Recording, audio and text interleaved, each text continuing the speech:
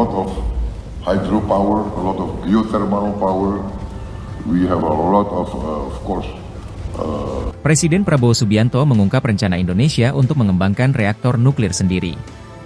Hal itu disampaikan dalam Indonesia-Brazil Business Forum di Rio de Janeiro, Brasil, Senin 18 November 2024. Prabowo menjelaskan Indonesia memiliki banyak potensi energi air, energi geotermal, dan energi surya.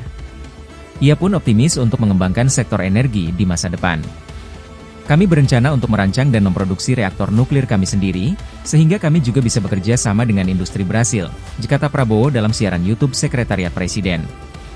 Prabowo sendiri menilai, Brasil unggul dalam penggunaan energi biofuel berbahan dasar tumbuhan atau bioetanol. Very potential. I speak with the experts. I think maybe.